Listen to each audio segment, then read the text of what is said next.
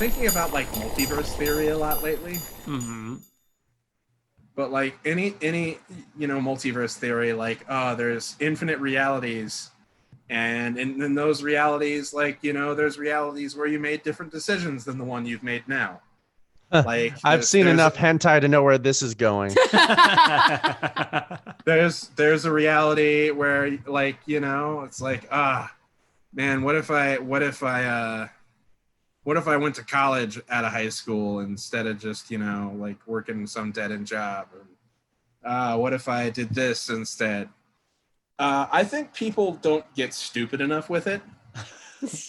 Sure.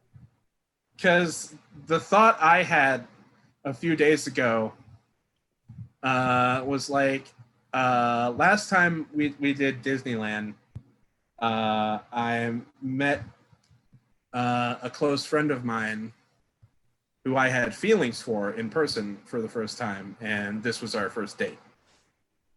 We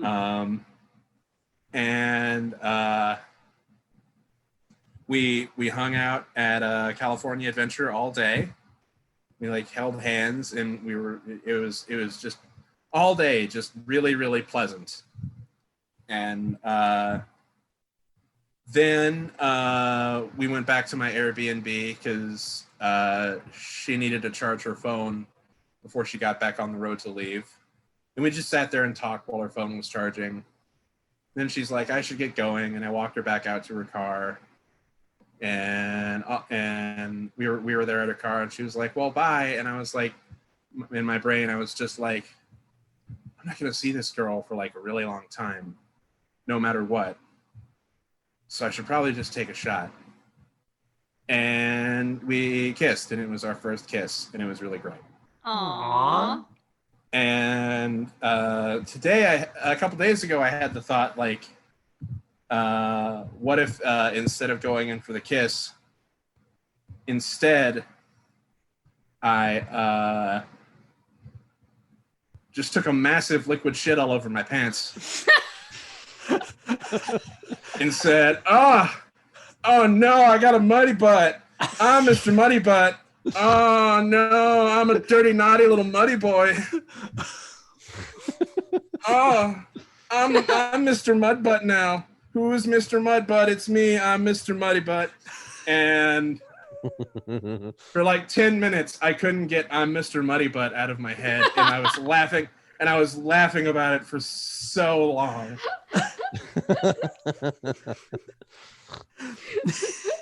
That was a hell of a journey. Muddy Butt, the incredible journey. I'm a naughty little muddy boy making mud with my butt. I got a mud butt. Welcome to what would be the telling thing is that after doing that for 10 straight minutes, and then you went in for the kiss and it still worked, I think that then you'd know they're the one. Yeah. But multiverse theory says that reality does exist. Welcome to Under Muddy Button now. Oh, I don't want to be down there. No. Let's go back to the surface. Let's go the back surface to, of the I want to go back to the cute and wholesome multiverse reality and not to the Mr. Muddy Butt reality, please. I mean, I wish every reality was the Muddy Butt reality. Yeah. Welcome to Muddy Butt Analysis. MBA.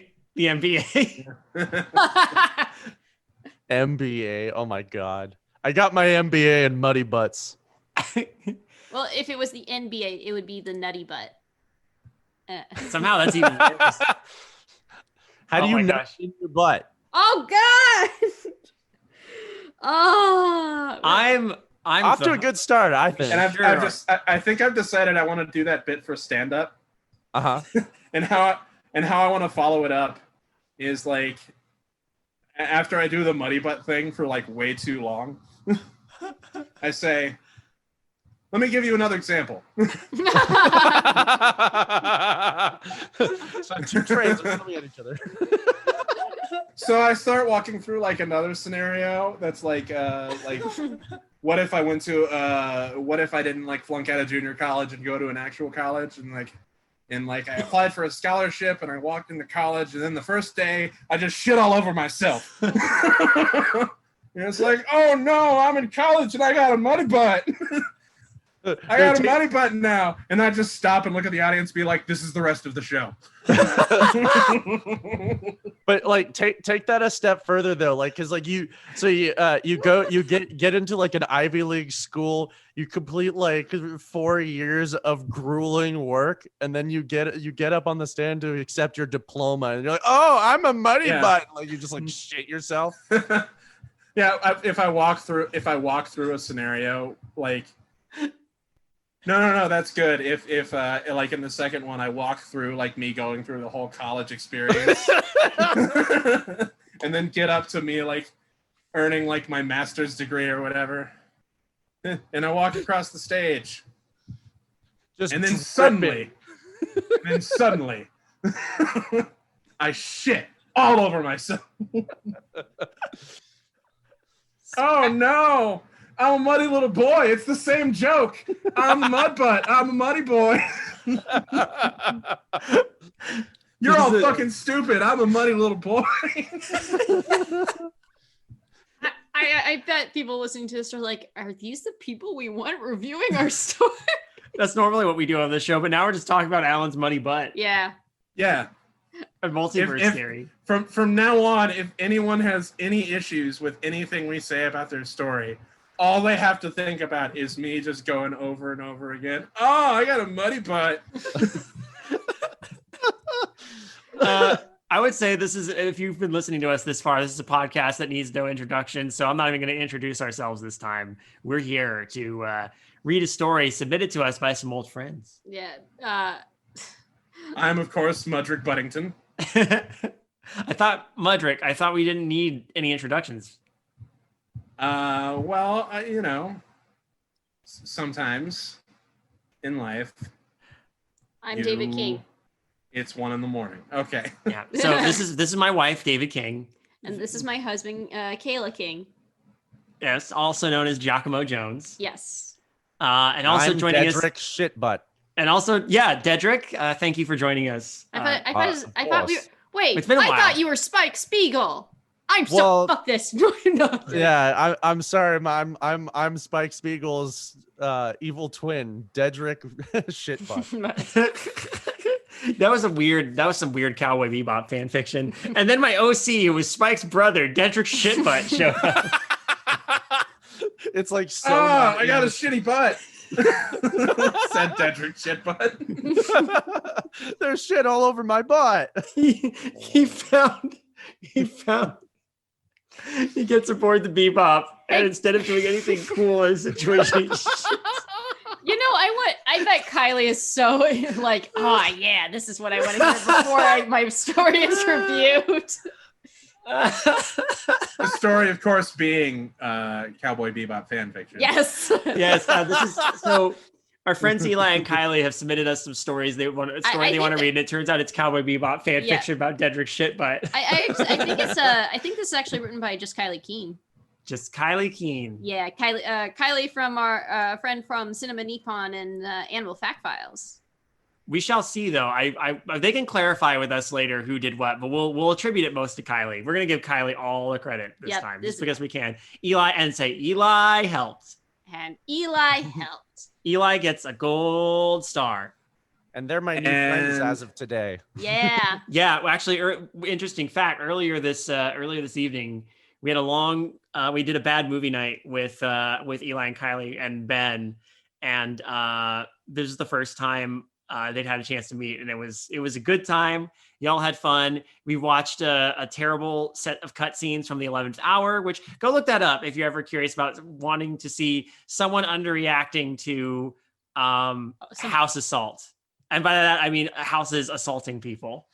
It is Guys, violating many bodies. It's impregnating people. It's weird. It's very weird, but the one person who hears the story about this goes, "Oh no, that's terrible." Yeah. And the acting is amazing. What was really weird was when they were being assaulted by the house, one of them like shit themselves, like, "Oh no, there's shit on my butt. Oh, there's butt all over my shit." You got butt all over my shit. You got shit all over my butt. My butt. This is Shit butt, This folks. is the dumbest episode. Yeah. this is the new dumbest episode. Hey, do we want to read this? Yes. Let's read this. I'm ready. So the story is called Influenced by Intangible Memes. Interesting. By the way, happy Halloween, everybody. Happy Halloween. Happy fucking Halloween. This episode is going up just before Halloween. So yeah, this is the last you'll hear of UCA before October 31st. So That is not true. This is the last you'll hear of UCA. no, ever. before Well, October 31st this year. Okay. But it might UCA. also be The Last of Us Forever, because what's going to happen is as we, progress through this podcast, it's just going to get progressively more and more dumb. It's gonna become the shit cast. It's going to be, yeah, well, it already feels like the shit cast. I already did the shitcast once, if anyone's familiar with the first rebooted episode of Coffee and Pie where we couldn't stop talking about pooping for some reason. That's true. I haven't forgotten the perennial question that you would ask all your fellow co-hosts about. So how have your poops been lately? Yeah. So, I mean, it's an important question. It's important to check in with your friends. Let's not do it on this show, though. Let's No, not. not this. I'm banning for the sake of our sanity. I'm gonna ban further poop discussion on this show, and instead we're gonna read this story. Okay. Well, I, Hitler. for one, will not be privy to that, and then I just leave. Well, okay, Hitler. What Okay. order? Hold on. What order are we doing? You know what? Alan, I think I'd like Alan to start, Yeah. and then Ben, and then you, Kayla, Okay. and then myself. Cool. How about that? Arbitrarily, Sounds I've good. decided that's the order. All right. Are we going by what are we doing? Sentence, paragraph? Paragraph. These are very short paragraphs. A lot of Okey-doke. these. They're mostly conversation. So, needle pulling thread. We've been together for 3 years now. Babe, kind of wondering when you're ever going to tell me about what happened when you were 15. Damn. That's a line that's not going to lead into trouble. Is this me now? Yes. That wasn't a paragraph. Okay. That was a sentence that is a paragraph because it's a conversation. Okay. All right. Well, let me know if I say too much. My hands froze. My back went rigid. I could feel the stutter in my breathing. My palms Why were sweaty. now? Knees Why weak, arms Ever. weak. Mom spaghetti. It's just you said you would tell me one day, and I don't know. I feel like it's part of you I'm missing. Like, did a house assault you, or Jesus Christ. yeah? Should I keep going, or is this was that? That's actually, I think, technically 2 paragraphs. That's Yeah. fine. Oh, okay. I'm sorry. That I overstepped my bounds. How dare you? It's fine. You feel like it's a part of me you're missing? I straightened my back. The weight of this conversation made my spine creak. Yeah, Gracie, I'm with you there. I don't know how a spine creaks, but I'm not really sure. I used to play bass for Spine Creek. I don't really like thinking about all that. Couldn't she see my discomfort? Wasn't she aware of the heat rising to my cheeks? Did she not notice how fast the room was spinning? I think the spine creak was more like a metaphor. Yeah, I know. Like, I'm being a yeah. dick. Yeah. No. Okay. Well, how would the other person notice the room spinning? Are they on like the Hey, dumbass! Do you not know we're on a carousel right now? yeah, that's what I was thinking about, like the restaurant at the top of the Space Needle or something, like this slowly spinning. We actually don't know where these two people are right now, but they could very well be on a carousel. Could you imagine? Or hell, what if they're on like a tilt-a-whirl and they're just like, hey, this is so much fun. You want to tell me about that traumatic thing that happened when you were 15? Now, Would you shut up? Would you shut up? I'm trying to enjoy the teacups. God damn. you put it off Can't for a you while. tell how fast we're spinning? Later, you're going through the horrifying section of Winnie the Pooh where it's in the Heffalump and Woozle scene. So about that traumatic incident when you were 15. Oh, now was a bad time to take acid. Oh, man. Oh, come on. Her breathy voice pleaded hot and soft in my ear. Her arms coiled around me from behind. Ooh. Ooh. Nice. Ooh. Nice. Most people were like, oh, come on. So it's like a sexy way to convince someone to tell about your traumatic experience. Yeah. It's called putting Tell me yourself about all your first. problems from your past. Come on, let it all hang out. This, And by that, I mean all your worries and emotional baggage. this turns me on so much. I sighed, trying to calm my nerves.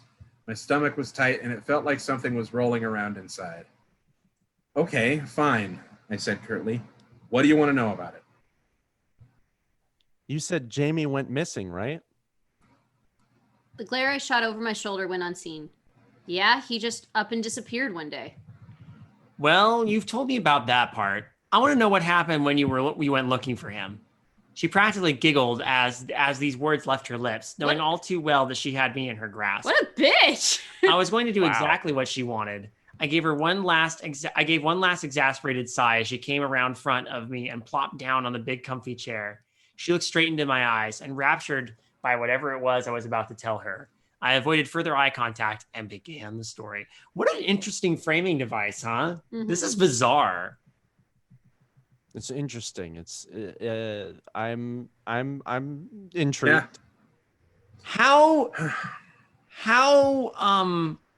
How much do you want to get with this woman? Well, they've been together for 3 years. Okay, but like they've been together for 3 years. It's only now that she's pressing the issue to the point where you're actually gonna crack. Let it go. Like, I don't know. Anyway, just it's interesting framing. I'm really curious to see where it goes. I feel like there's something more to this. Like I feel like something more is being hinted at. Yeah. Yeah. Well, so some like it's The clearly intentional been, vagaries of what's with her, going on. yeah.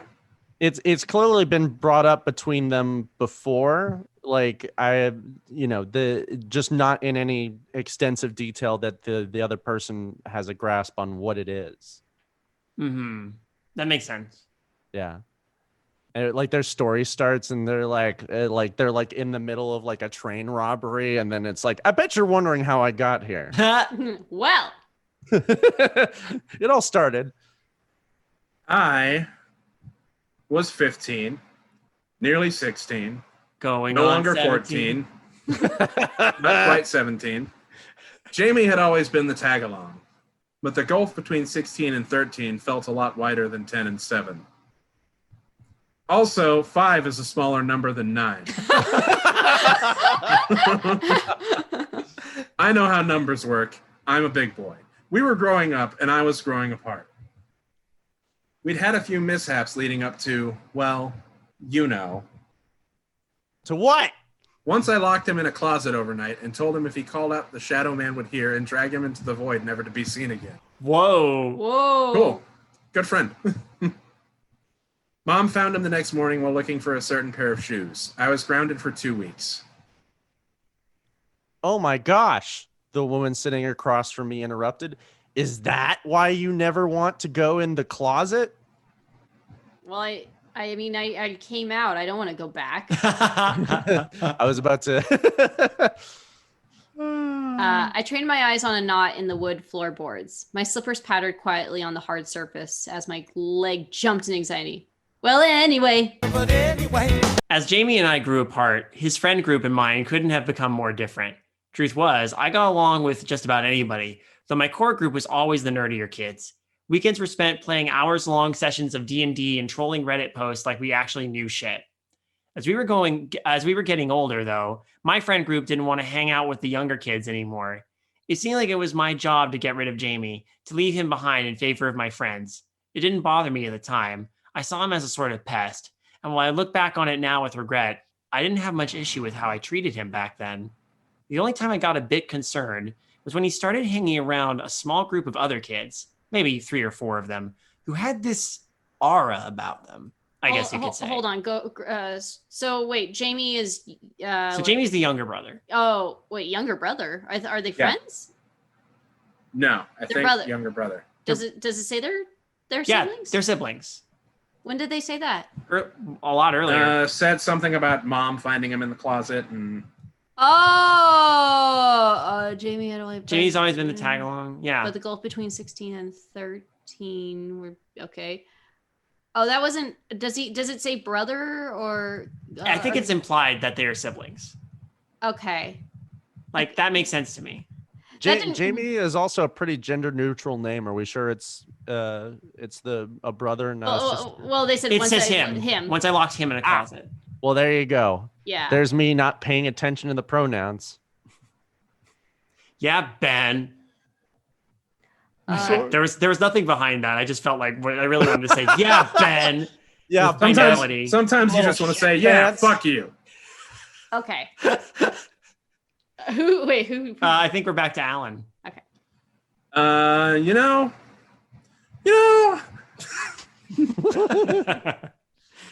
Sorry. It's okay.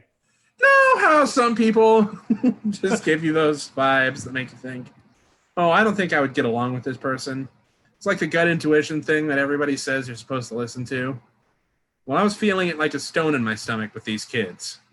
It was probably because they were glowing. They did have an aura about them. Yeah. They looked like those goblins from Fallout 3. But like the ones that are irradiated with radiation. Oh, yeah. The ones that you have a Geiger counter tick whenever they get close to you. Yeah. I had seen them once or twice before, maybe outside of the grocery store or throwing rocks in the river that ran through the park downtown, but I never really noticed them. The tallest had flaming red hair and wore it in a ponytail. The other two looked like they might be related, but one was blonde and the other had brown hair. Honestly, I'm not sure any other person would say they looked normal, but for me, something about them just felt off. Huh. I think you have something against redheads. No one would say they look normal. Jamie and I were so disconnected by the time he started running around town with them that I didn't know about his assimilation into the group until one morning on my way to school. I would usually walk since it wasn't too far from the suburb we grew up, and I would usually leave. Yeah, I know, right, Gracie? I would usually leave Jamie behind to walk himself, so it wasn't weird for me to leave the house without seeing him that day. 2 blocks before I got to school, I encountered this group loitering outside of a local convenience store. Only they had one additional member. Jamie stood among them wearing a blazer I didn't recognize.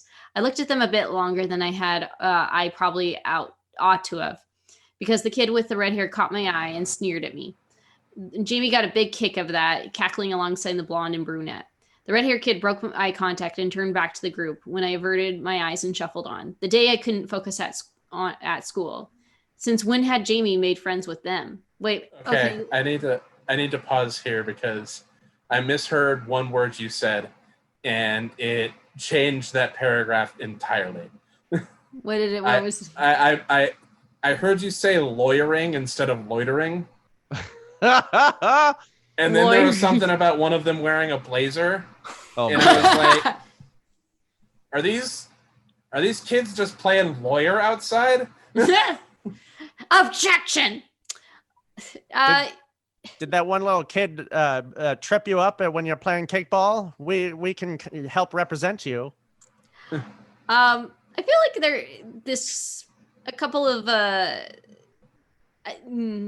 like for the most part I'm with the story, but some of there's parts where it's like I feel like why is this person confused? Like, well, since when did Jamie made friends with them? When he's like, oh, this was Jamie's friend group now. Like, why? Like, this is the first time he realized he was friends with this group. Okay, that could have been made a little clearer. Also, this is just a quick question.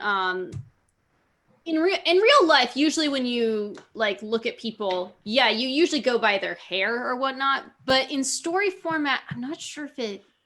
We only got hair details currently. Yeah, I would kind of like a little something else, maybe like, oh, they had glass. Like I mean, they described the two, the blonde and the brunette, as looking like they might be related. That's the closest detail we get. I know it's like they're all giant cousin its. So one of them is just a giant mop of red, and the other two look related. They're also like 2 long mops of hair. I don't know. Like it'd be nice to like have basically notice some other detail other than their hair. I do like. I think one could be a redhead, and it's like, oh, there's the one with glasses, and the other that's face looks pig-like. I don't know.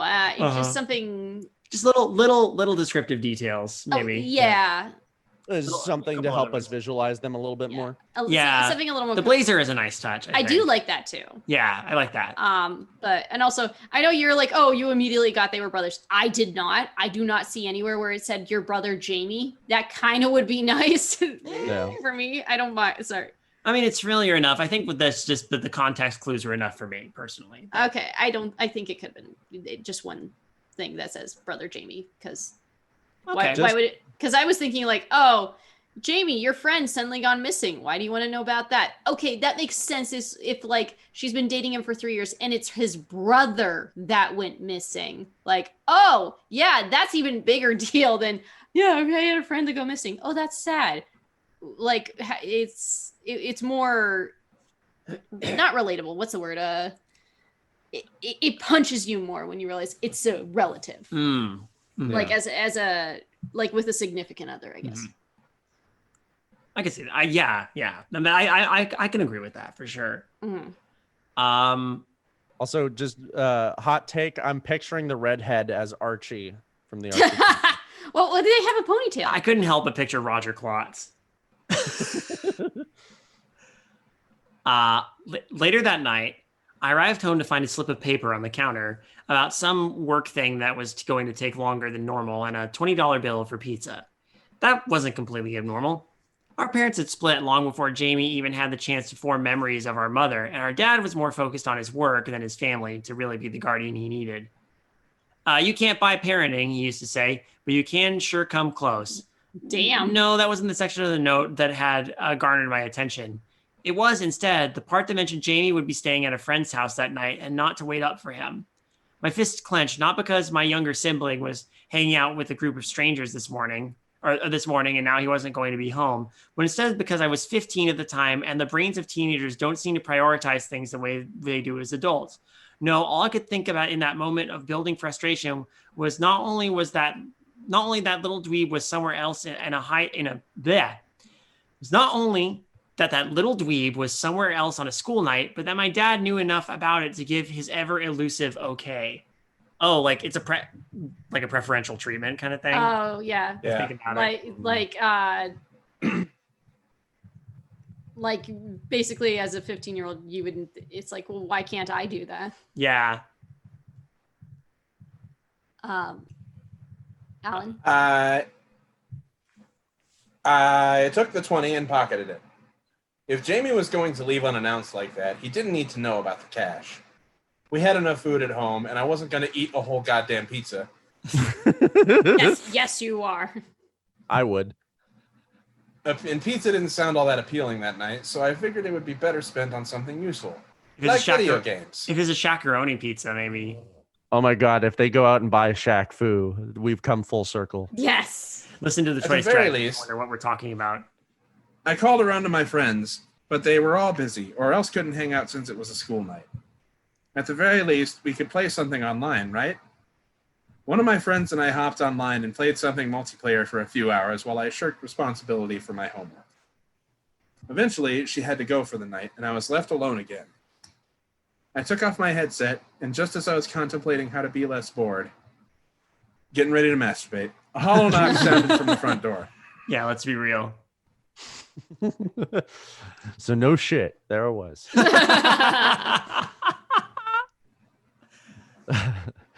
I realized for the first time that I was alone, like actually alone. I looked around the room, suddenly materializing. Oh my God, I'm tangible. Have I been in the holodeck this whole time? I had been completely numb to everything around me just moments prior. A ticking clock read out 12:43 a.m. The room was damp and clammy, and the smell of warm clothes filling the air. I added the "and," by the way. It just is the smell of warm clothes filling the air. Mm-hmm. I couldn't remember the last time I heard the air conditioner turn on. The neighboring bathroom sink was dripping. How had I not noticed that? My skin prickled as unease spread out to my toes and fingertips. Answer the door. Hide. Run away. My feet refused to move. A second knock, louder this time, collected my thoughts into one single ball of annoyance that managed to wash away any other ideas. A grumble erupted from my throat that formed a single word. Jamie! That is actually, as someone who's been home alone and has heard knocks at the door, like from like the mailman and stuff, it is still a freaky thing. Like, Yeah, I can relate to that. Yeah. That's cool. I already like the setup here. This is nice.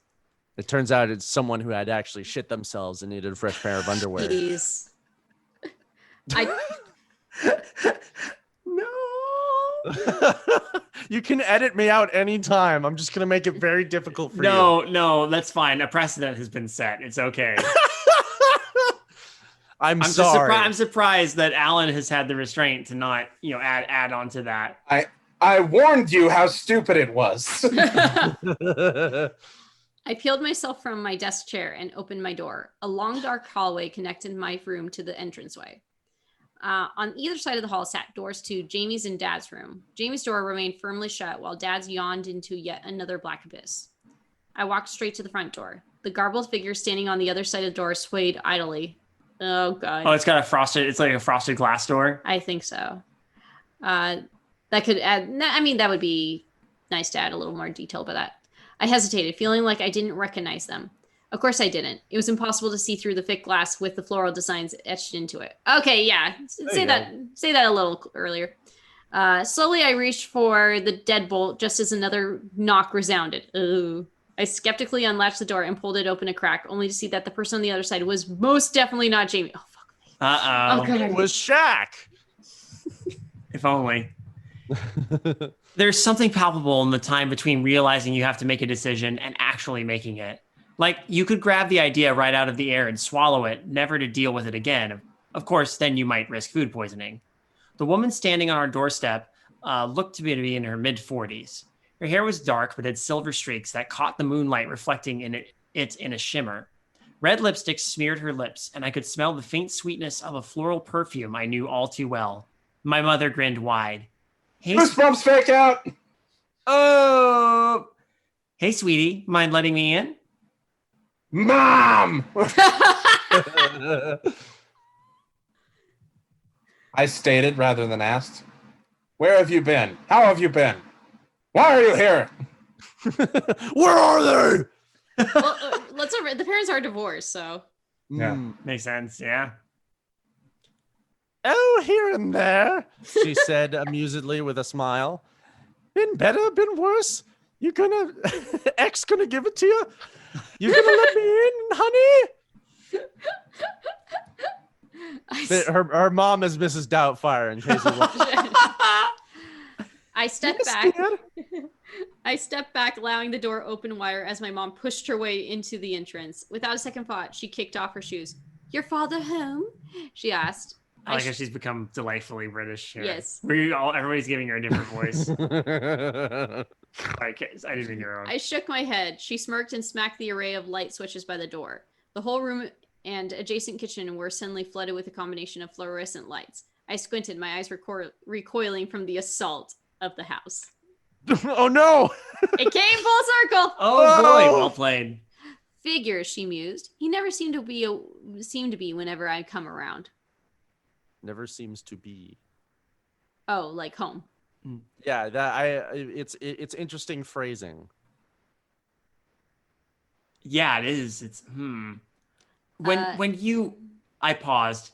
When you come around, I haven't seen you in. Geez, When I come around. I haven't seen you since that song was popular, Mom. I don't know how long. Mom laughed coyly, placing one hand on her hip. You and your brother don't talk much anymore, do you? I'll try to come see you two whenever I can, and when your father is out. But you always seem to be with friends. Speaking of, is Jamie about? I shook my head. No, he's out with friends, quote unquote. This got a real laugh out of her.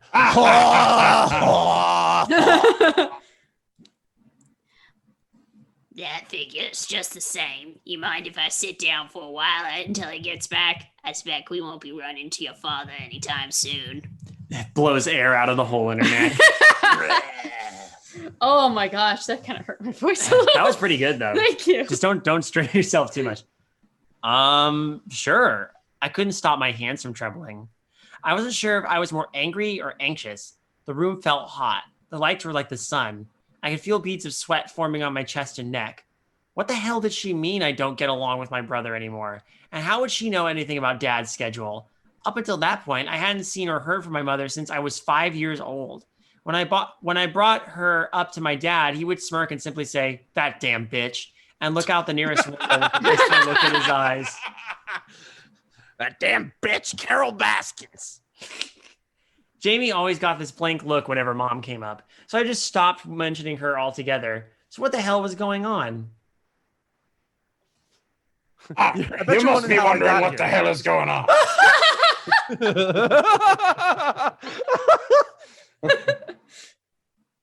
My mother said with a grin, "Grab me a beer, would you? Your dad drinks piss water these days, but I'll take what I can get." Yeah. Mechanically, probably thanks to being taken unawares, I did the only thing that made sense in the moment. I hung a left out of the entrance where she stood, ventured out into the spacious kitchen, popped open the fridge and grabbed her a beer. I thought to myself how right she was. I wasn't much of a drinker. I had friends who did, but never much liked it myself. But even I knew this qualified as unadulterated piss water. Moving out of the kitchen and into the living room, I found her lounging out in Dad's favorite chair. She lazily held up a hand as I came near, grabbing the can from me and cracking the lid with her forefinger. She downed a good portion of the beer in one go and smashed the can on her head. Whoa! No, I'm just kidding. She downed a good portion of the beer in one go and let out a satisfied hiss. She farted, is what I'm saying. Look at me, I'm Mrs. Shit. I'm sorry. Might be cramp, but at least it's something. She smiled. So how you been? Good, I mumbled, looking at the beer rather than into her eyes.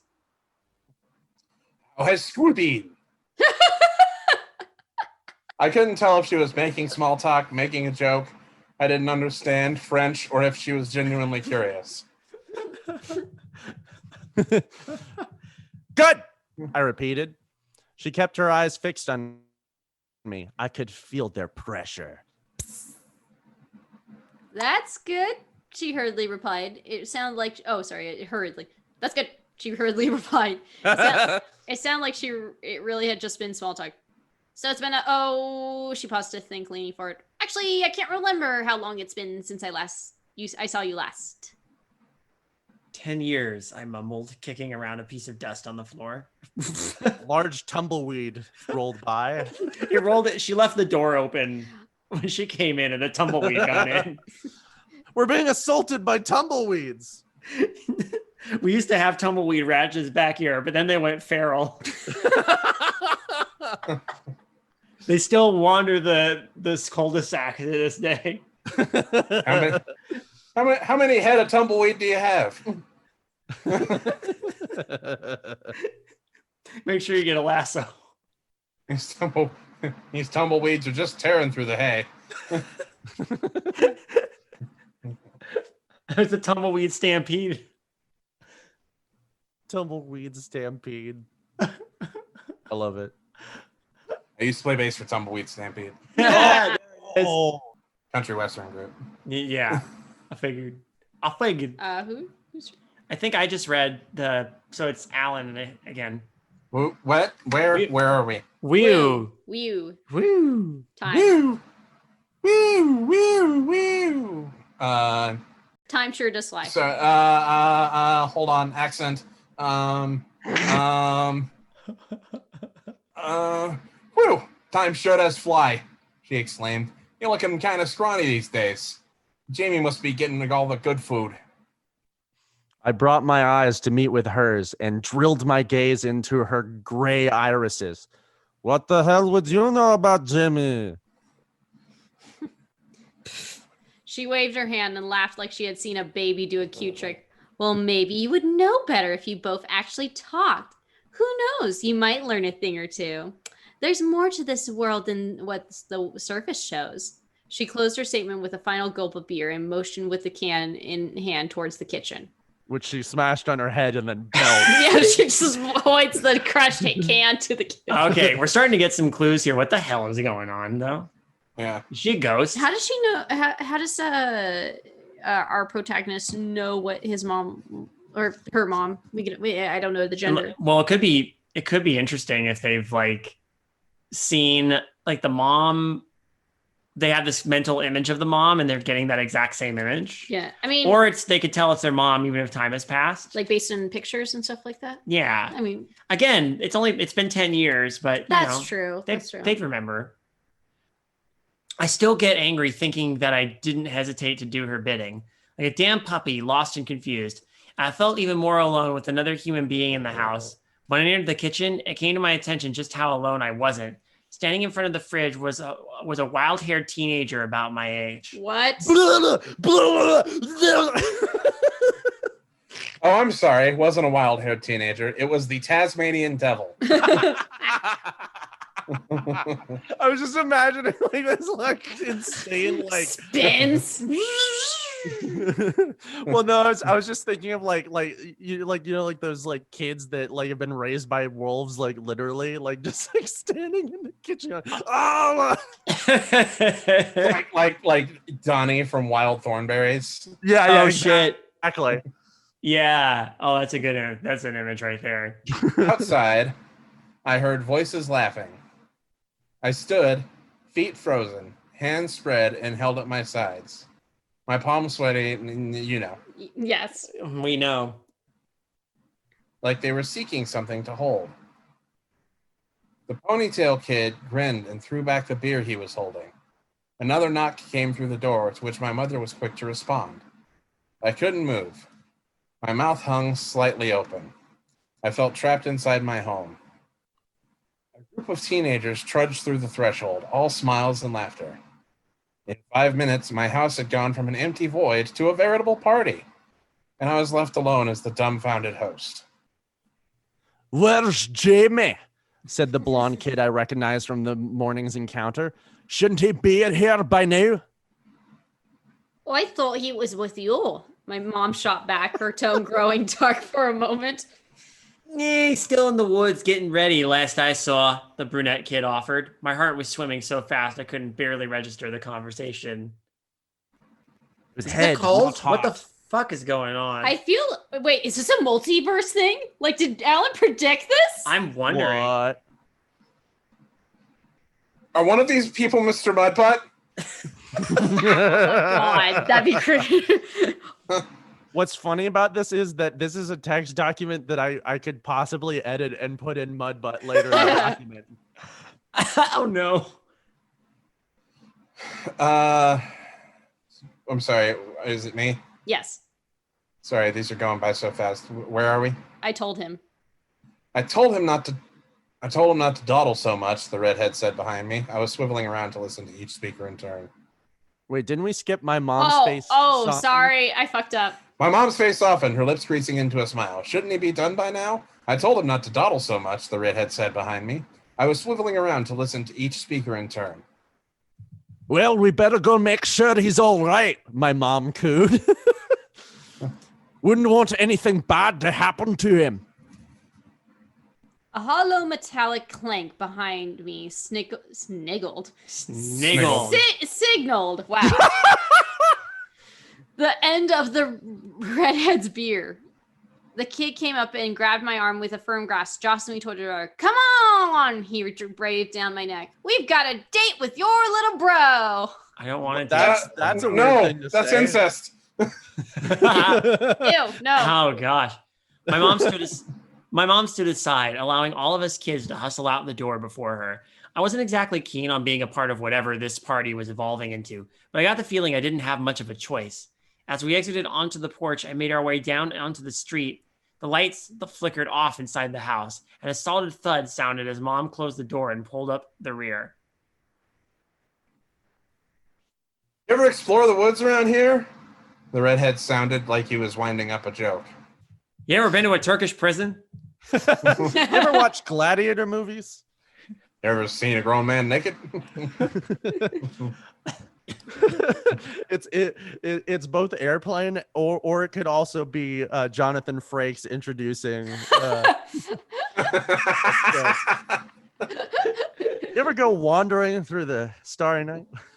Yes. It really happened. 5%. You ever explored the woods around here? And no joke was ever made after that. Yes. Fact. Fact. It really happened. Nope. Total falsehood. Not a chance. We made it up. We gotcha. You're wrong. I'm innocent. So, the sky was dark, the moon hidden behind cloud cover. The air was sticky with the threat of rain. I'm gonna get you. The ground, Said the rain. the soft ground gave way beneath my feet as we trudged through moss and fallen pine leaves. The screaming in my head drowned out the sounds of insects. Ah! Jesus Christ. The group around me moved through the forest as if they had been born here, the way one can navigate their house efficiently in the dark. Sure, I had ventured through these woods as a kid. We used to have a fort, quote unquote, that was nothing more than a few boxes of cheese crackers and some boards of wood. We thought we What? were hot. What? A few boxes of cheese crackers and some boards of wood. Like Yeah, to make a nailed fort. together. Oh, okay. Like Okay, just odd sentence structure there. I don't- for some reason. I think you could say Yeah. words. Well, I think it's also an odd physical structure. Like, why are you putting actual pieces of wood with cheese cracker boxes? Hold on. I don't think it was made of cheese cracker boxes. I think they had boards of wood and like they had cheese crackers also. Oh, Like, let's build a fort and we'll have Oh. snacks in the fort. Oh, I get you. I get you. Oh, Okay. so basically, Yeah. That could Sorry. be a little clearer. No, I'm ambition sticking of a with my fort. mental image. I don't care what the actual explanation is. It's Okay. made of boxes. Of Here's we used to have a fort that was nothing more. Here's how we convert it. Like we used to have a fort that was nothing more than some boards of wood, eating a few boxes of cheese crackers, thinking we were hot stuff. There, done. That makes it clearly. We thought we were hot stuff, eating our cheese crackers. Now I couldn't recognize anything. How the other people in this ragtag group could even see well enough to move so silently was beyond me. I would have felt alone if it weren't for their breathing and one of the siblings giggling every few minutes under their breath. I fell once. Little does he know he isn't hot shit anymore because we have all the cheese crackers. I fell once and bruised my knee, but was quickly lifted to my feet and shoved forward. "Keep moving," said the redhead behind me. I complied, but could feel a trickle of blood making its way down my exposed leg. I didn't realize how cold the nights had become. At first, the woods had the scent of an old, neglected shed. But when my mother said, "We're here," a rotting smell began to fill the air. Yike. I like that. The scent of an old neglected shed is such like a specific thing that my brain can like instantly conjure up. Yeah. That's Yeah, good. I agree. Beautiful. I must say what's happening is very unique. I don't know what to expect. So This is such a surreal experience. No wonder our protagonist didn't want to talk about what happened at 15. Because how would you explain this? Your mom shows up, and all of your your younger brother's friends are apparently in league with your mom that you haven't seen for 10 years, and then they haul you out to the woods. Like, what the heck? It's almost got like kind of like one of those like weird like dreamlike David Lynch kind of vibes, where like things that you can recognize are happening, but you're not really sure where it's going. Yeah. a single light shot out from the clearing in the trees. I found myself blinded by the flashlight's harsh beam pointed directly, almost tauntingly into my eyes. Ah, Mom. I thought it was just going to be all. Ah, Mom. I thought it was just going to be all of us, Jamie whined from the other side of the light. That little flashlight acted more like a spotlight in the moment. Now, my mother teased. We can all play together. The other kids erupted into laughter at this. Ha ha ha ha, they said. I shrugged my way out of the redhead's grasp, who seemed willing to let me go at this point. What are we even doing here? I asked, shooting my mother a glare as she pulled my arms in close to warm my body. I shivered involuntarily between the night air and the situation at hand. There's something you ought to know about our family, my mom said simply. Well, my side of the family, anyway. We're werewolves. Is this gonna be some hereditary shit? Oh, God. But Oh, my maiden name is Muddy Butt. I'm sorry. I'm sorry, son. You're one of the muddy butts. Not the Cleveland muddy butts. Oh, my butt. My butt. It's a muddy butt. This whole time. you lied to me. No, your dad lied to you. Embrace the muddy butt. Your turn, David. Time to go to the. My spine tingled and not from the cold. My mother pulled out a lantern from seemingly nowhere and set it on the ground in the middle of the clearing. From its pale green light, I could barely make out the circle of pine trees surrounding us. Jamie was sitting on a large boulder, arms spread out like it was a throne. The others were somewhere behind me. I couldn't seem to tug from the pull of the ghastly light. It moved around in caustic patterns as if it were alive. Chica's soul is growing dim these days. Of course, dogs never last long enough anyway. Did they really name it after Markiplier's dog? Oh, God. My mother said in an almost somber tone, though I detected something else in her voice as well. Was it glee? I shook my head, trying to redirect my thoughts. I will say, I don't watch mainstream Markiplier on the Markiplier channel, but I'm a big fan of Unisanis. Hunasanis? Unisanis? That's why I said Hunasanis. It's the channel. It's the channel he has with Crank Gameplays, the one that everything is gonna get deleted in a year. Oh, okay. Yeah. Yeah, There's Unis honest, which pretty much literally translates to 1 year, right? Yeah. Oh. Interesting. Okay. Yeah, they're not just stopping the channel. They released a video a day. I think there's only 19 days left in the channel. And the theme of the channel, the videos are mostly them just doing stupid shit, but the theme of the channel is the impermanence of life and the impermanence of everything. So yeah, the whole idea is literally everything from the channel is getting deleted at the end of the year. Whoa. Wow. I prefer Unis Anus, which is just a channel of buttholes posted for 1 year. Yeah. one butthole. Just one butthole. It's the same one every day. Oh, my God. Anyway. Tonight on a very special episode of Undercooked Analysis. My butthole presented by. Okay. Chica, I said, and realized the green light indeed had been alive, at least at one point. I felt bile rising in my throat. Our family dog, Chica, passed away last year. My dad always assured me that it had been an accident. Those kinds of things happen.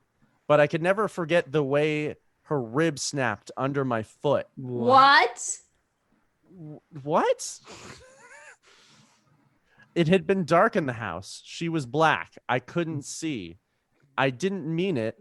My racing thoughts swept me away, but the green light kept my eyes fixated on the source of my guilt. Oh, my God. Wow, this got really dark. I accidentally stepped on my dog in the dark and it died. Is this going to turn into a pet cemetery thing where it's we have the power to raise your dead dog that you stepped on? That's really what the. It was messed up. That is messed up. You want to? Yeah. Wow. You want to take the next one? Yeah. Don't worry, my mom cooed as though trying to comfort me. When someone leaves, they're never really gone. No one's ever really gone. Unless you step on them in the middle of the night, then they're dead forever. Jesus, it's all dependent on how willing you are to let them go. You just have to have a little faith in some good old-fashioned influence. Influencers. Whoa, you gotta do some ads for Fortnite. By the way, this podcast is brought to you by Raid Shadow Legends. Oh God! Raid Shadow Legends. All kidding aside, did you guys know that Raid Shadow Legends has over like 500 characters? No, does it? Yeah, and it's completely free. Wow. Raid Shadow Legends. Open your account now. Give us all your information, all of your money. It's the most downloaded game on iOS.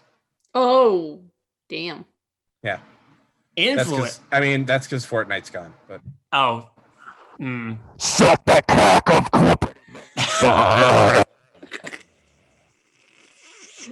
Influence. anyway, you guys are really coming in through clear on my Raycon headphones. The crisp, clear sounds of Raycon. Hey, Alan, when are you going to send me some of that Wumpa Fruit flavored G Fuel? If I don't finish it all on my own. Oh, influence. I had been reduced to simply repeating words she was saying. The deep, sick feeling hadn't gone away. It was simply being pushed down. I hope like the fact that this person our protagonist who stepped on their dog kind of comes back. Like, Yeah, I think that's I the feel- key point now. Somehow they're talking about Chica. that's a really dark. Geez, like my heart. Oh man. That's right, honey. Wait, is that what you just said? No. Your turn. Okay, I'm good. That's right, honey. Honey, the app that saves you money on online ordering. Download the Honey browser extension right now and save money on all of your online purchases. How can you be sure you're safe? Your computer is safe during these online purchases. Oh my God. NordVPN. NordVPN, the right way to internet. I will That's say. right. I will say who is it? Internet comment etiquette. Yeah. Yeah. I think he provides the best like commercial or ads. Yeah. Oh my Because god. always like these crazy elaborate sketches. Oh yeah. If you guys want to watch some really good ads, I would recommend Includes paid promotion. Yes, she's got a good one this time. I'm always partial to the Game Grumps ads because they just put in no effort to take it seriously, and it's like I love when they explained it too. Like some company comes to them and it's like, "Hey, we want to give you money to do an advertisement," and they're like, we're stupid, right?" Where are we in this paragraph? That's she said. That's right, honey, she said, swinging the lantern gently from side to side.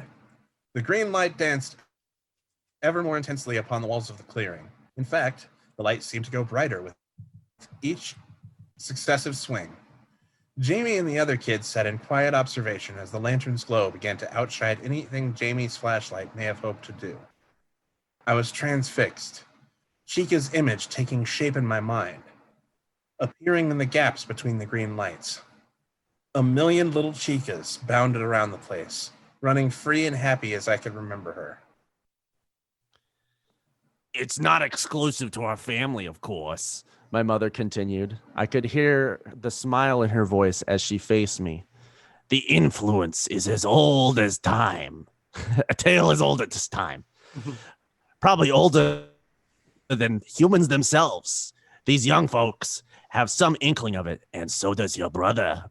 That's why we've all been coming out here, to learn how to influence people on TikTok. To learn how to influence and how to control our influence. Of course, I've got a few more years logged than them. We're lucky to have run into you tonight, sweetheart, because I've wanted to tell you for a long time that you seem to have some influence yourself on the YouTubes. I vomited. Blah! Hey, I I couldn't deal with the unnecessary ads so much. Hot gravy. The pressure.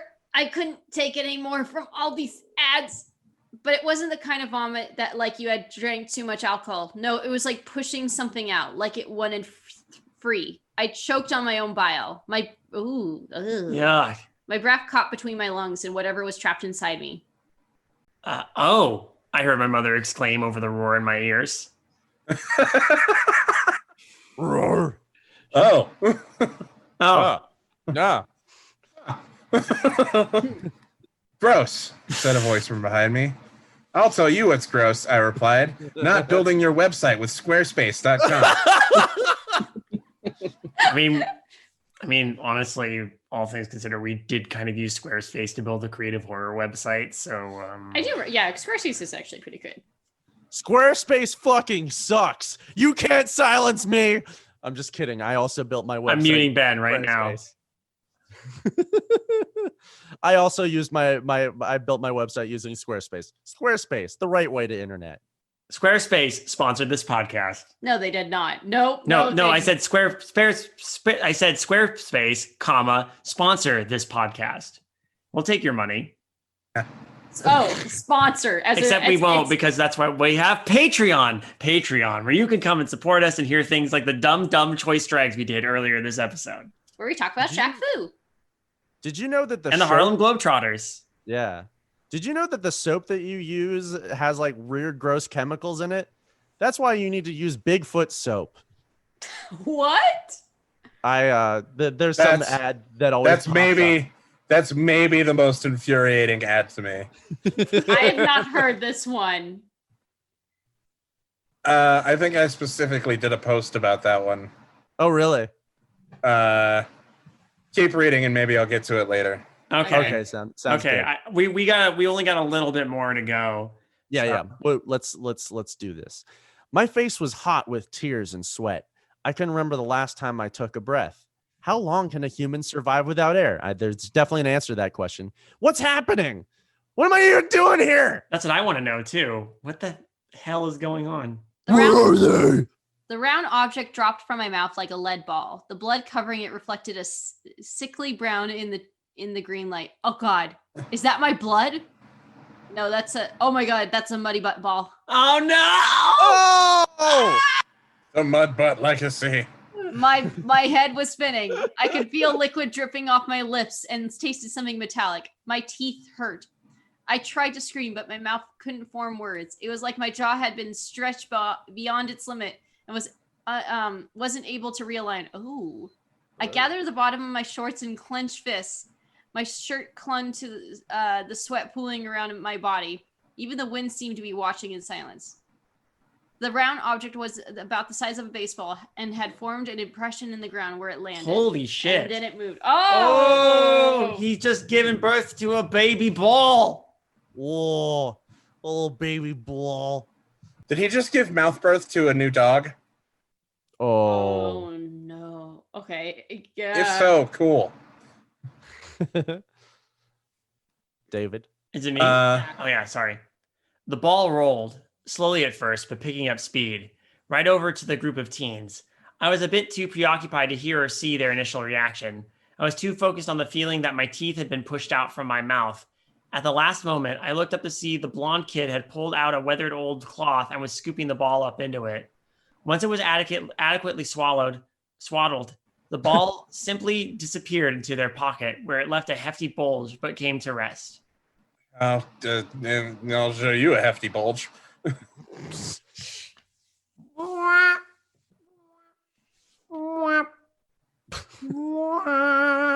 Womp womp womp me, you fucking asshole! I'll kill you. Whoa. Whoa. Why don't you come over here and fight me? Oh wait, you can't, because I use Simply Safe security. Simply Safe. See, I thought this was a bit to start your like WrestleMania lore, and it's like, watch this Saturday as Alan Cheney takes on David King. My last name is indeed King. Yes. There's 3 kings. Of Orientar. And next time we meet up, there will be a wrestling ring, and I'm gonna body slam the shit out of David. Saturday. Will kick you in the head first. Wow, the really going into business for yourself there. Alan, Yeah, it's your turn. Supposed to be a match. Supposed to do the job like a good boy. Oh, honey, guys. my mother mused, sounding disappointed. The green lights had slowed their spinning, retaking their form as simple beams emanating from her lantern. In their glow, I could see the downturn of her lips. I was afraid of this. I guess not everyone in the family can have as much influence. It's probably bad blood from your father. She practically spat out this last part in contempt. Guess you drew the short straw, Jamie laughed, only to be harshly shushed down by her mother. Don't be mean, James, our mother insisted. This happens to a lot of people. Most humans go their whole lives without not even knowing about influence. You should consider yourself lucky you even got any, given that you had to split your genetic earnings between me and him. She turned back to me. I'm sorry, honey. We had to at least try by bringing you here. I guess it just wasn't meant to work out, though. Jeez. What the fuck? It turns out you are not the Kwisatz Haderach.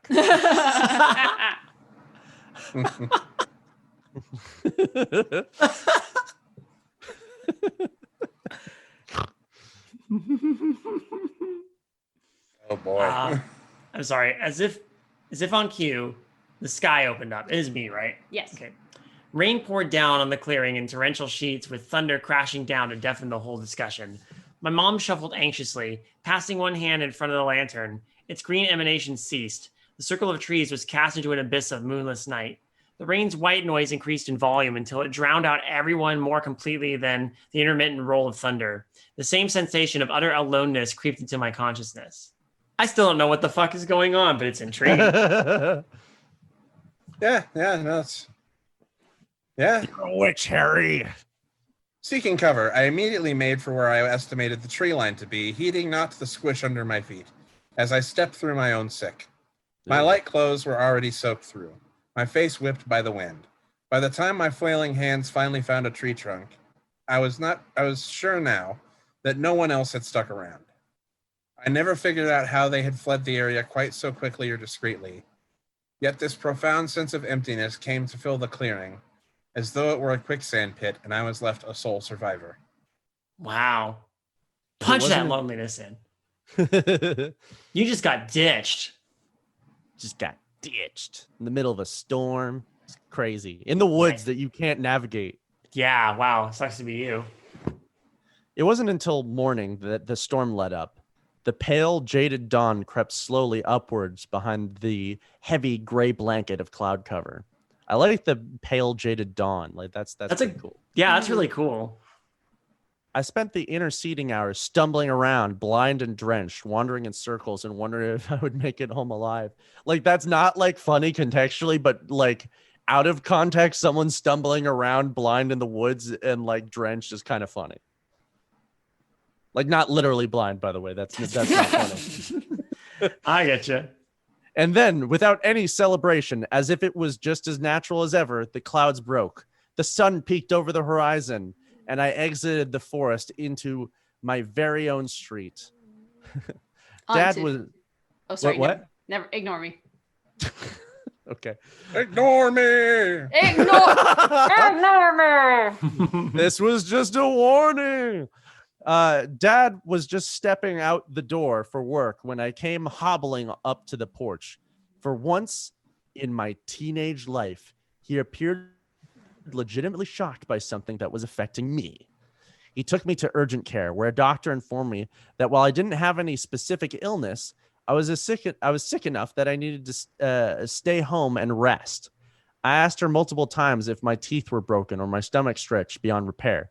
She noted nothing abnormal. He just vomited up a giant ball of, I don't know. Whatever. I think they were probed by an alien. That was the alien, like, impregnation coming out. 2 weeks of being bedridden and several visits from the police later, it felt Swallowed a watermelon seed. That's what happened. Oh, yeah. See that you never That'll swallowed get you. Mm-hmm. Mhm. One time I swallowed like an oak seed and I was sick for years. Is that why you're a tree now? Yep. Okay. By the way, we need to go into your mouth and kill that parasitic arachnid that's cursing you. Yes, please get rid of it. I promise I won't do anything evil when you do. Okay, I hope not, because I literally had to go through all this stuff. I had to get 40 rupees to get this wooden shield. I had to like crawl through a bunch of holes to get this sword. And then Mito was being a little bitch as usual and wouldn't let me through. But here I am, Great Deku-Tree.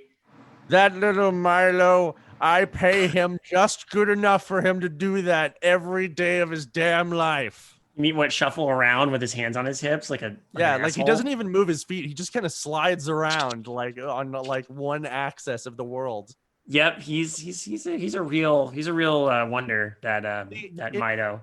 In my head, I was thinking about like a side quest from Fallout 3 where there's like a guy who's like trapped in a tree and like everyone like worships him as a god, but like he actually just wants to die. Oh yeah, I remember this. Yeah, but then like you went to the Deku tree, so I went along with it.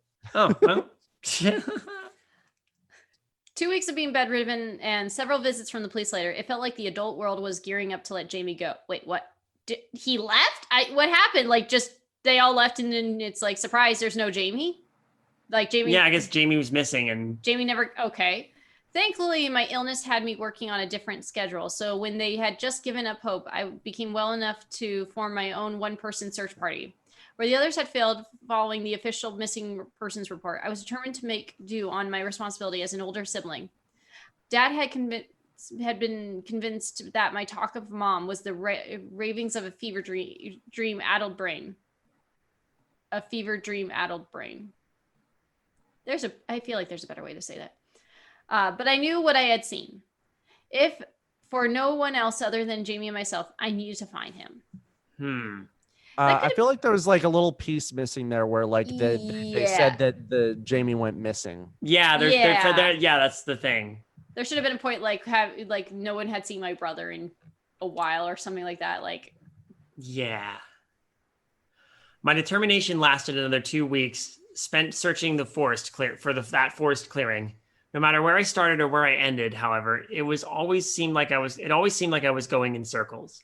I began to wonder if the clearing even existed. Eventually, you just have to face the facts, I suppose. Jamie wasn't coming back, and neither was Mom. Whatever had happened that night, they had shown they were done with me. I figured I might as well leave them alone, so I dropped it. I went back to school once I got better, continued spending time with my friends, and eventually got over the hole left by a younger brother I had learned to dislike as I grew up. Damn. That's wow. Cool. Wow. Graduation came and went. And I shit my pants as I got the diploma. I'm sorry.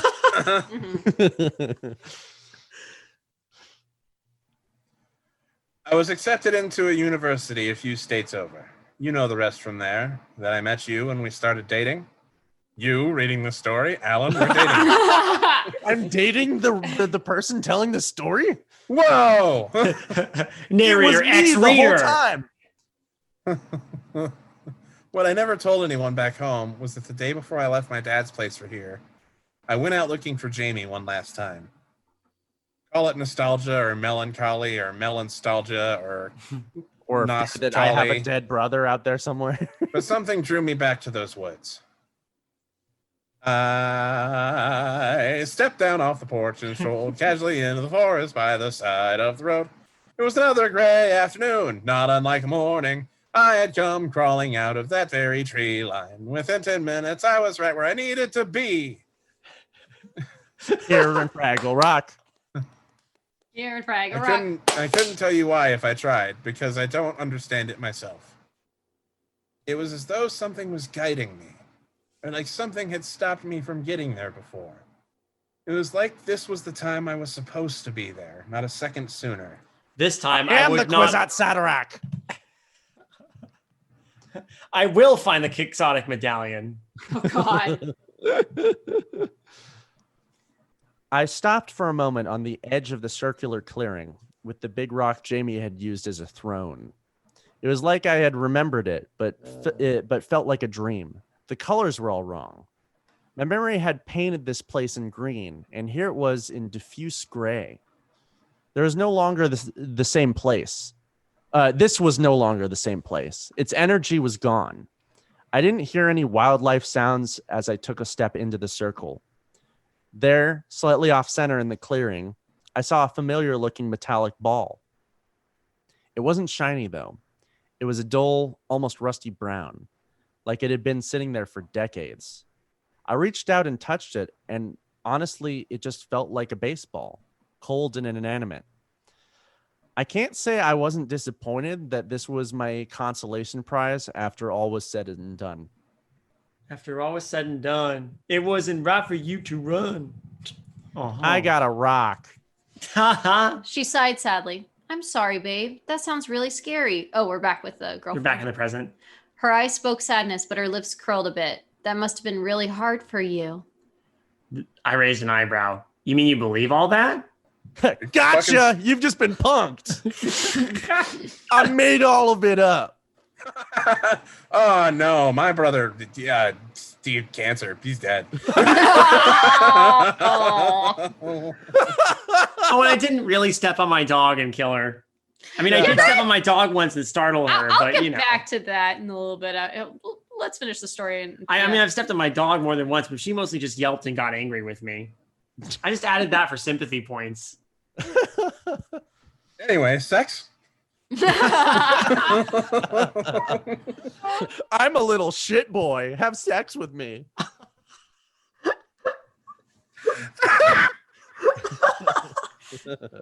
Who's next? I thought it was wasn't it Alan? Oh yeah. Alan's dying. Hang on. I'm a little shit boy. Have sex with me. I think you killed Alan.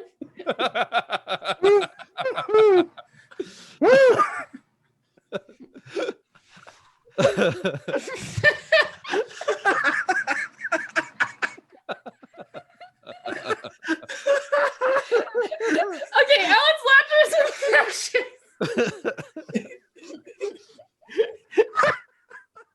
Okay.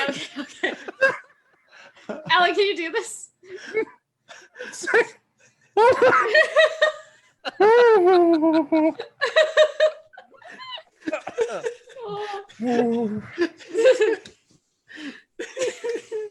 Okay.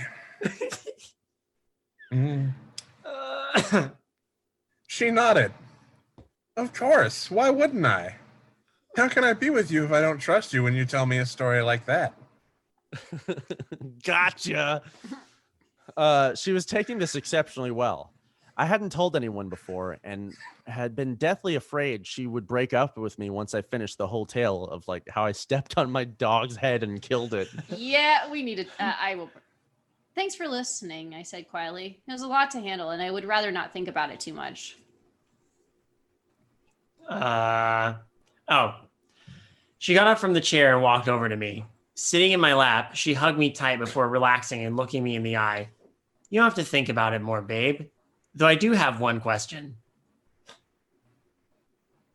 I looked at her, feeling how tired my eyes must have looked. What's that? What did you do with the ball in the forest that day? She looked at me with an innocent curiosity. I shrugged, holding her around her waist. I don't know, I said plainly. I actually can't remember what I did with it. A knot formed in my stomach as I mulled this question over more. What a strange story, she mused. When she brought her gaze back to me, she had a somewhat mischievous look about her. But I'm sure it's all true. A wave of nausea overtook me. And then I threw up another ball. I was like, oh, I'm a little shit boy. Fuck me.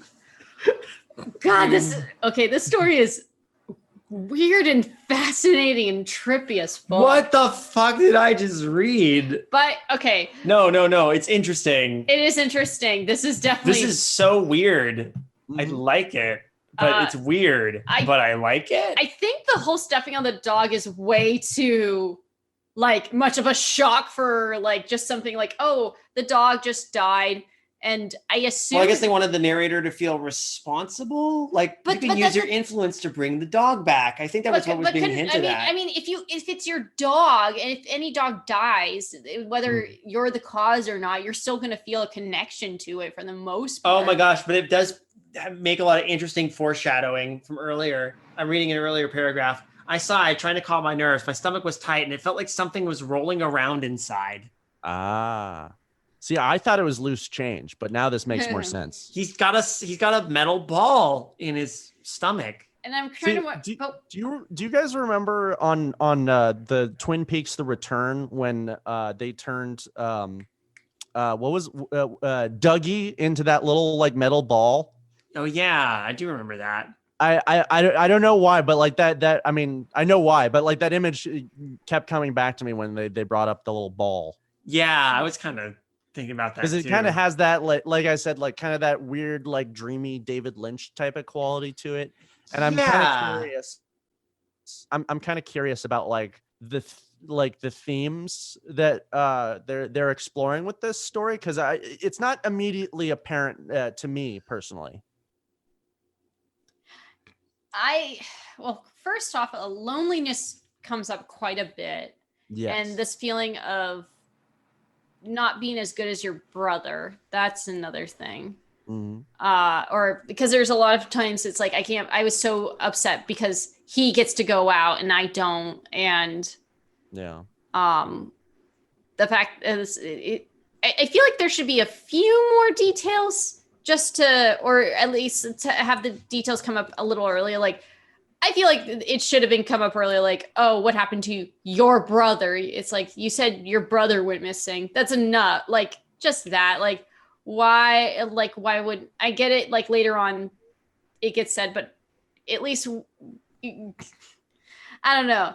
I feel like a couple more details could work here. For the most part, the story is weird and fascinating. And honestly, I was like kept at the edge of my seat, like, what the fuck is happening? Mhm. And I didn't know what was happening. It definitely didn't go where I thought it was going. That's for sure. No. I liked how just bizarre it was. Like, it's not overtly threatening, but it is creepy. And Yeah, well, it's nice that it was like kind of a weird, off-putting story without like any sort of actual like monster or anything in it. It was more subtle than that, which I always find more interesting. yeah, and there's no like death or murder apart from, accidentally stepping on a dog. Yeah, In the the dog past. and then the disappearance of the mom and the brother. Yeah, there's a lot of weird disconnects with like, I think it's interesting because it's like the disconnect between, the siblings, the disconnect from the mom, disconnect from the dad, like that. Yeah, the sense of loneliness does pervade this story a little bit, but it's also got this like that sense of teenage confusion. It's Oh interesting. yeah. And then it does have to, I mean, the story's title is influenced by intangible means. So like, but there is a tangibility to something going on here. It's that you've got this freaking metal ball in your stomach.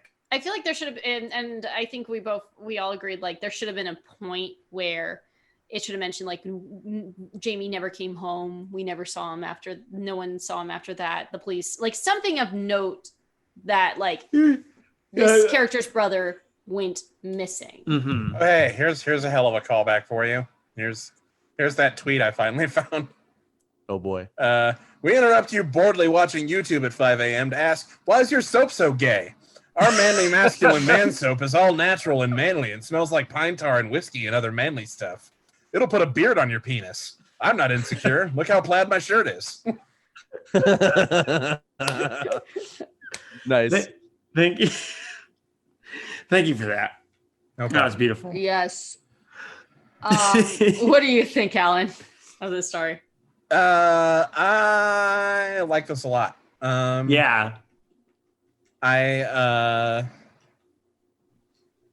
It's indirect as shit. I dig that. Are we being influenced by intangible means? I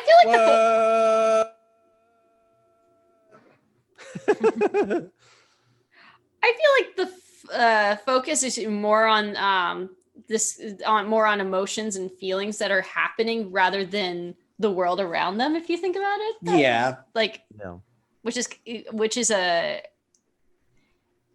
it's different. It's not bad. It's a different. It's not something I'm used to, which is kind of cool. Yeah.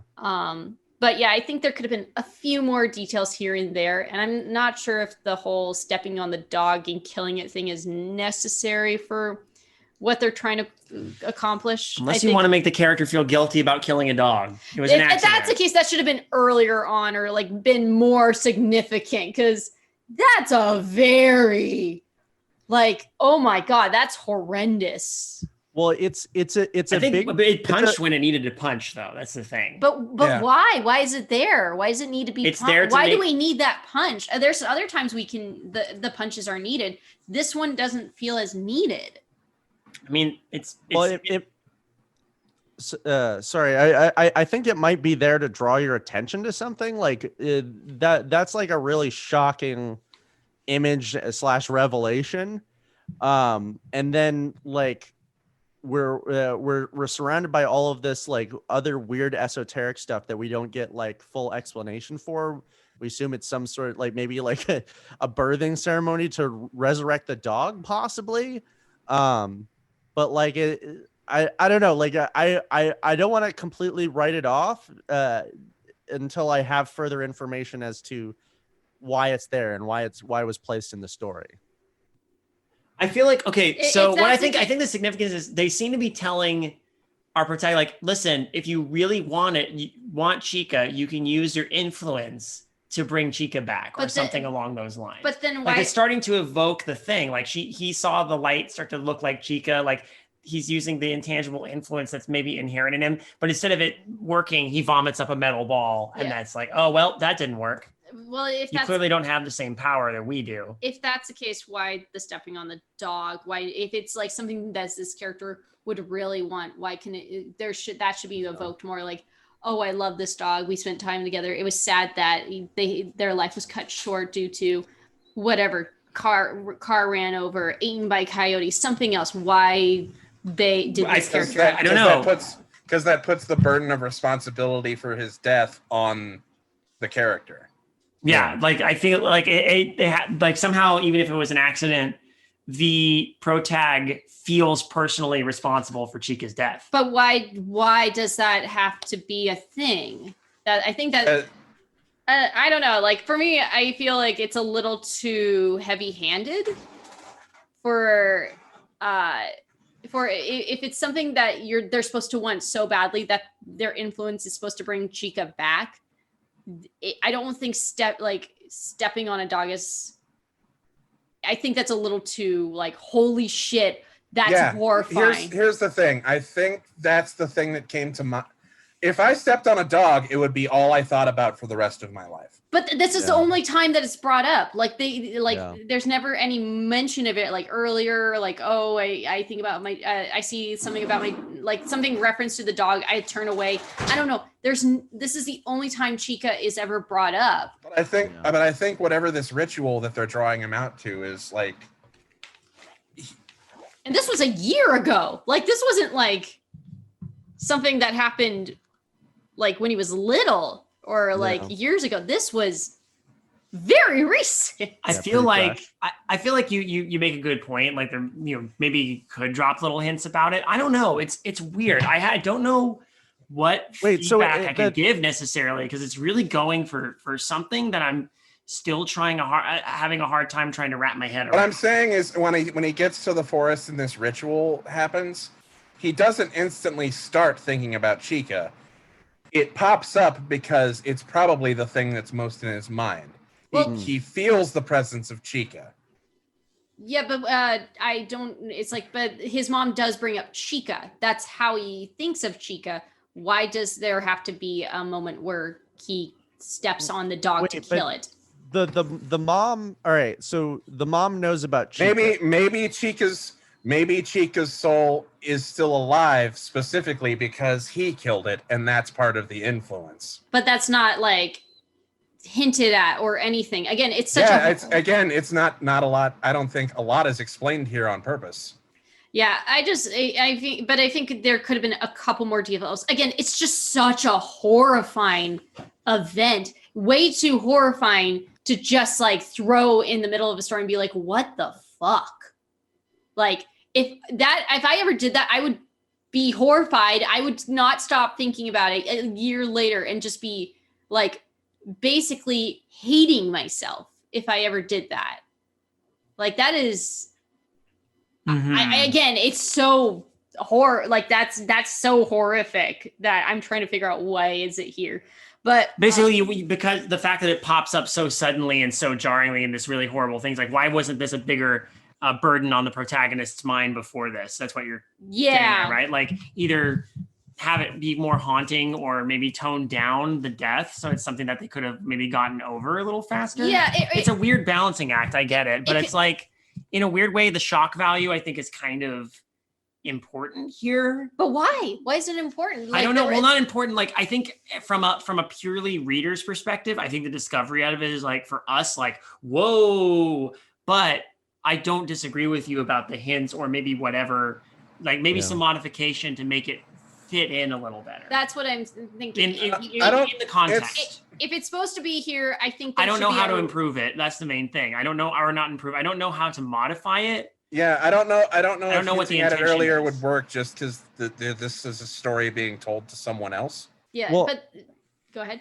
Oh, Like- sorry. I just have a thought about like, because it seems like thematically, or at least like the idea of the story is we're led to believe is focusing on the relationship between the two brothers, Yes. and then near the end, it becomes like about the dog, because the brother, he doesn't really play like a huge role in it. Like he's not really like much of an entity other than like they don't get along, and then the brother disappears, and then we don't talk about the dog again. So it's like it's something where like I think the dog and the brother need to be related a little bit more. Like they need, like I think what's missing is that they're it seems to kind of come out of left field. One, because there's no like setup to it, which I think would help. Like just have like not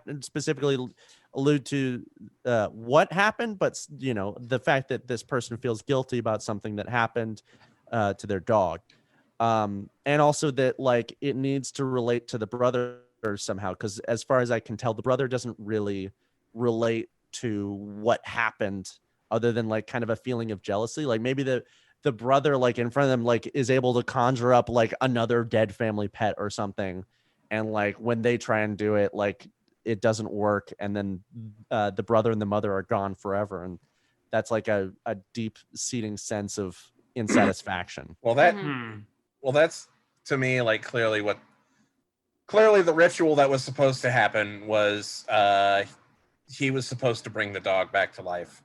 Yeah. And it didn't work out that way. He just vomited up a metal ball. Yeah. Yeah, and then they're like, "Oh, guess you're not coming to the party," and then everyone bounces. Yeah. Yeah, and like do all the kids disappear too? Like no one gives a shit about them? No, we don't really know if the kids like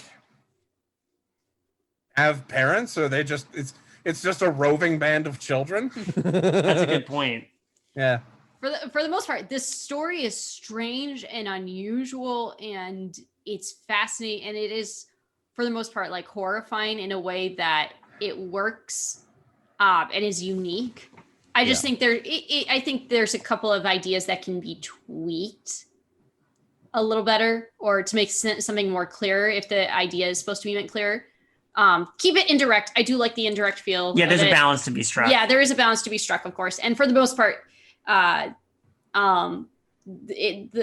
seem to do it correctly. A couple details could be said a little earlier or brought up, like, "Oh, it's your brother." It's like, okay, that makes sense. Yeah, there's a couple logic points. Like if the character if our protag is being logical, there's a couple logical questions they might ask, or a couple things that they would just, point out because they're having a conversation with someone else who they would assume is logical. Like I said, I realize these are these are just suggestions, obviously. Yeah. I feel like Kylie and Eli know what they're doing going into this. They clearly have some sort of defined idea, but it's and whether how tangible they want it to be, considering it's about being Influenced by- intangible Yeah. means is up to them. But I think there's some salient points to be made by all of us here Yeah. about this. But in the end, I do really like this. I do like where it's going. There is Even one because it makes mystery. me go, what the fuck, all the time. There's a mystery left unsolved that I feel like we deserve an answer to, and it is if our pro tag got to smash. Oh, you mean after they got nausea and threw up a metal ball? Yeah. Maybe she thinks it's hot. Maybe she's into it. Maybe we get people putting P's and V's. That's all I'm saying. Maybe he literally got the smash because he threw up the metal ball and it landed on her foot and broke her toes. And she had to go And then they fucked. in the hospital. So what is our freshness ratings for this? I will give this 3 out of 3 weird friends out of weird people your mom has in a party. I will give this mom a woman of 1,000 voices, basically the Mel Blanc of our generation.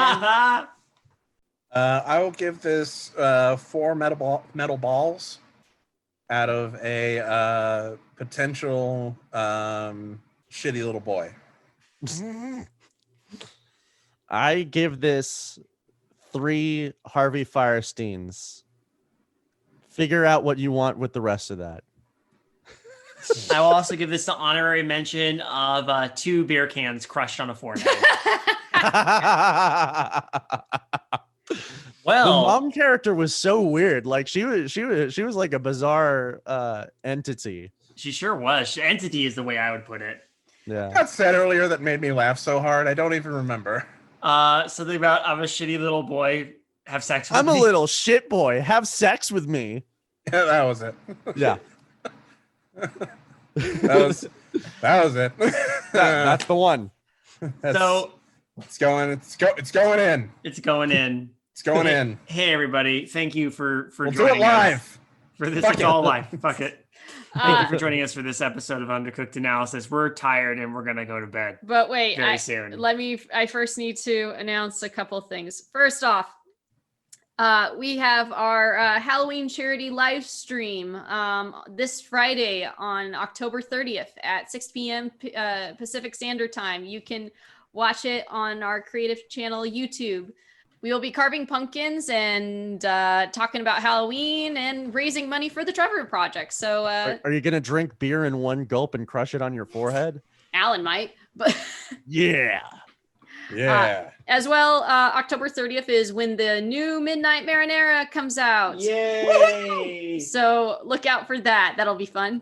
As well, we have our creepy cooking staff contest. The deadline is that same day, October 30th, 11:59 p.m. Pacific Standard Time. So start writing your stories. You can. If you've already started writing those stories, get them in because we need to see those stories pretty soon, or else we will close the coffin lid on that one.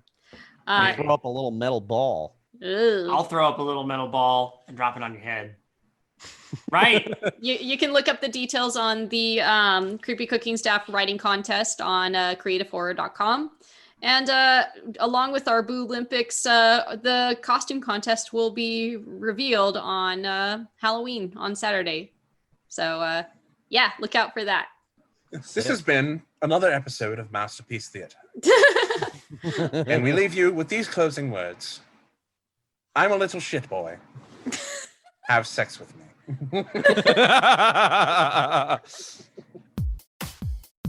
Good evening, intrepid listeners. This is the Pasta Shade, the host of Midnight Marinara, and this podcast is part of CreativeHorror.com, a network of podcasts and creators working together to build a constructive community of horror fans. For more content like this, visit us at CreativeHorror.com.